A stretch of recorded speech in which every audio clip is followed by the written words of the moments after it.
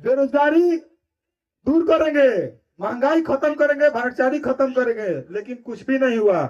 हमारे लोगों ने उनको वोट भी दी, उनकी सरकारें बनाई, और जो भारतीय जनता पार्टी की सरकार बन गई तो और महंगाई बढ़ गई, भ्रष्टाचार बढ़ गई, शिक्षा का वही हाल हो गया, स्वास्थ्य का भी वही। पलट जाओ, ये तमाम तरह के बातें करते हैं, कामें करते हैं, लेकिन आज तक से हमारे लोगों को कुछ नहीं कर पाए। अगर कर पाए तो हमारे लोग बताए, इस देश भी आजाद हो गया, देश के सीमाओं में बंटवारा भी हो गया, लेकिन अब तक इस देश के धन धरती जो राजपाट है इसमें अब तक बंटवारा नहीं हुआ। क्या हुआ? कहता हूं अपने लोगों से कि आप सब अब पहचानिए। जब तक आप सब ने नहीं पहचानिएगा, आप सब ने नहीं जगिएगा, तब तक हक अधिकार कभी नहीं मिलेगा। क्योंकि अगर हमने कि दिन रात इस समाज को एकजुट करने के लिए अपना जान हथेली पर लेकर हमारे कार्यकर्ता, हमारे पदाधिकारियों ने रात रात में दिन में जा रहे हैं, समाज के बीच समाज को जगा रहे हैं, समझा रहे हैं। लेकिन कभी कभी दिल टूट जाता है कि हमने इतना मेहनत करते हैं, यहाँ तक कि समाज के लिए जान कुर्बान करने के लिए तैयार रहते हैं, पूरे घर परिवार को छोड़कर दिन रात समाज में समय दे रहे हैं। लेकिन कुछ अपना ही भाई है जो पीछे पैर खींचने लगते हैं। कभी कभी लगता है कि इस काम को मैं छोड़ दूं, क्योंकि जब जिस समाज के लिए हम कार्य कर रहे हैं उसी समाज से वही भाई ने मेरे पैर खींचते हैं तो मन बहुत दुखित होता है।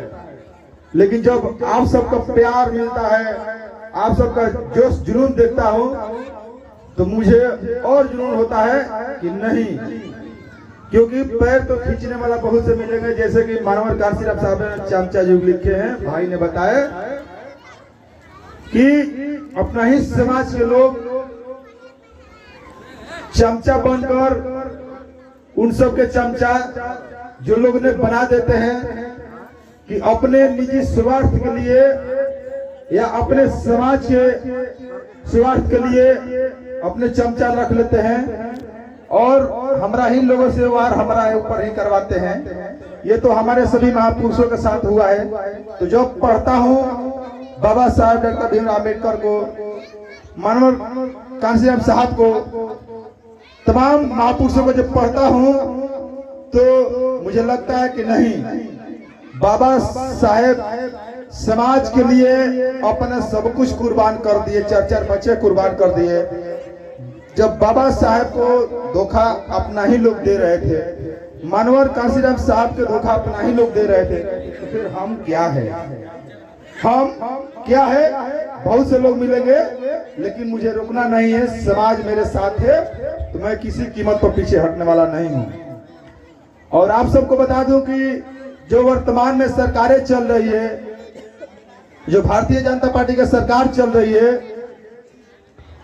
और ये नारा देती है सरकारें कि बेटी बचाओ बेटी पढ़ाओ, लेकिन आज ये सच्चाई है कि रात तो छोड़ो, दिन में भी कहीं हमारे बहनें अकेले रोड पर नहीं जा सकती है।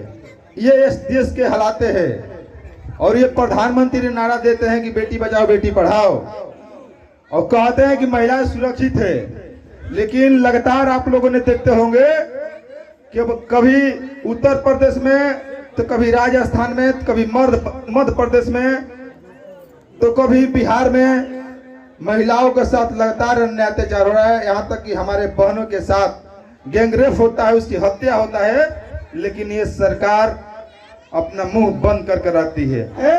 तो क्या कहते हैं कि हम गरीबों के मसीहा हैं, हम गरीबों की लड़ाई लड़ रहे हैं, बहन बेटियों की लड़ाई लड़ रहे हैं, महिलाओं की लड़ाई लड़ रहे हैं, यहाँ के बच्चों की शिक्षा की आवाज उठा रहे हैं। आप हमें वोट दीजिए। और हमारे लोग ने उनकी बहकावे में आकर उनको वोट भी करते हैं, लेकिन वे नेता कहाँ हैं? मैं आप सबसे पूछना चाहता हूं कि जो लगातार अन्याय अत्याचार आपके ऊपर हो रहा है, वे नेता कहाँ हैं? वे नेता कहाँ चल जाते हैं जब आपकी आवाज उठाना होता है? तो आपके अधिकार के ये सरकार कुचल रही है, लेकिन वे नेता कहाँ हैं जो आपकी आवाज उठाना होता है? कोई नहीं है। ये सिर्फ ही सिर्फ आपका वोट लेने के लोग साजिश करते हैं। नहीं तो जैसे देश के प्रधानमंत्री नरेंद्र मोदी ने सत्ता में आने से पहले क्या नारा दे रहे थे कि हमें हमारा सरकार बना दो, हमारा सरकार बना दो, हम काले धन लाएंगे, हम काले धन लाएंगे, हर साल इस देश के युवाओं के 2 करोड़ नौकरियां देंगे। यही ना कह रहे थे? बेरोजगारी दूर करेंगे, महंगाई खत्म करेंगे, भ्रष्टाचारी खत्म करेंगे, लेकिन कुछ भी नहीं हुआ।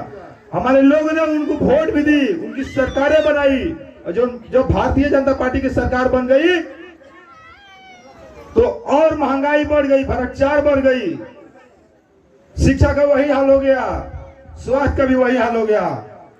और कहर को एक जुमला, एक नारा इस सरकार में आने के लिए एक जुमलाबाजी की है ये नरेंद्र मोदी ने, ये भाजपा के लोगों ने, लेकिन कुछ नहीं किए।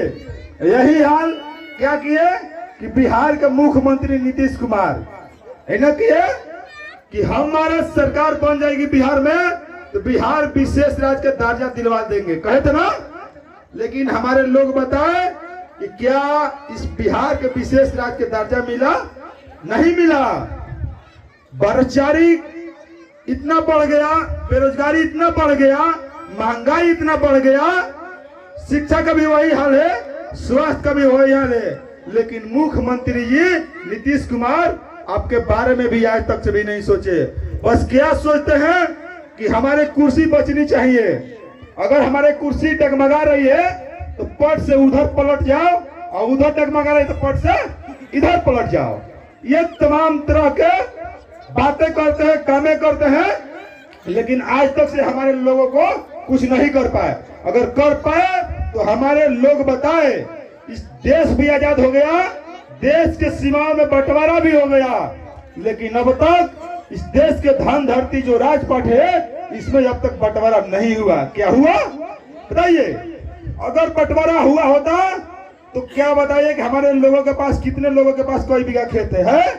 यहाँ तक कि हमारे लोगों के पास रहने का जमीन नहीं है, ना पक्के के मकान है। जैसे देश के आजाद होने से पहले हमारे लोगों ने झुग्गी झोपड़ियों में रह रहे थे, आज भी वही हाल है, तो हमारे लोगों ने झुग्गी झोपड़ियों में रह रहे हैं, लेकिन कुछ नहीं हुआ।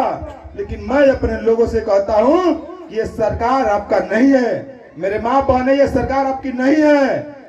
अगर आपकी सरकार होती तो आपके ऊपर जुल्म जाती होता है, आपके साथ अन्याय अत्याचार होता है, आपके बच्चे को शिक्षा नहीं मिलता है, आपके हक छीना जाता है, हक मारा जाता है, संविधान को खत्म किया जाता है। लेकिन आपका सरकार कहाँ है? क्यों नहीं आपके बच्चे के बारे में सोचती है? क्यों नहीं आपके हक अधिकार की बात में करती है?